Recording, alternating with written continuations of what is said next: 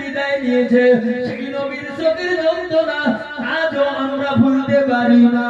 ও ভাই আল্লাহর বান্দা, আপনার বাড়ি কোথায়, কি কারণে এখানে এসেছো, তোমার মনের উদ্দেশ্যটা কি একবার বলো।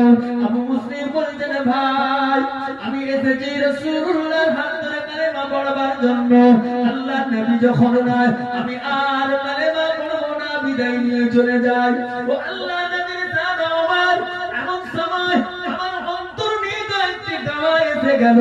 কে যেন আমায় বলল, ওরে আবু মুসলিম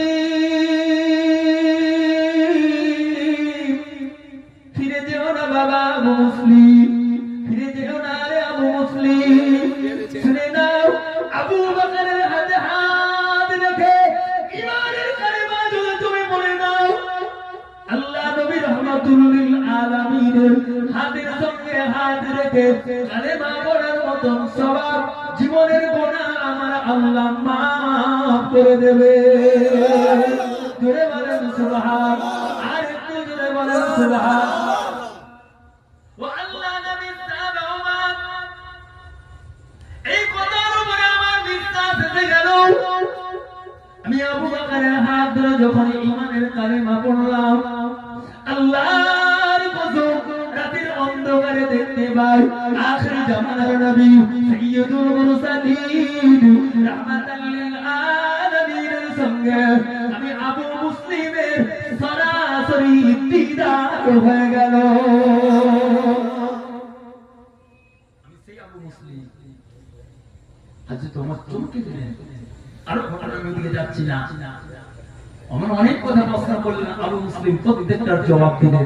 আমি ওদিকে নিচ্ছি না। আবু মুসলিম বলছেন, হুজুর আমাকে ইজাজত দেন, আমি যাব।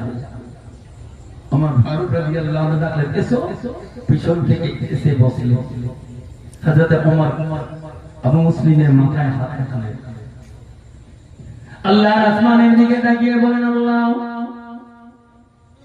ও রব্বুল আলামিন, আপনি তো কোরআন দিয়ে বলেছেন নাস্তাঈনু বিল্লাহি ওয়া নাতাওয়াক্কালু আলাইহি হাসবুনাল্লাহু ওয়া নি'মাল ওয়াকিল নি'মাল মাওলা ওয়া নি'মান নাসীর।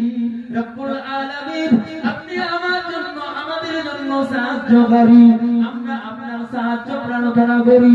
আপনি আমাদের অভিভাবক মালিক। রব্বুল আলামিন আল্লাহ আমার আবু মুসলিমকে আপনার জিম্মায় জিম্মাতুল্লাহ ওয়া জিম্মাত রাসূলি, আল্লাহ আপনার জিম্মায় আমার নবীর জিম্মাতে আমার আবু মুসলিমকে আমার বাতির জন্য বাহাতের জন্য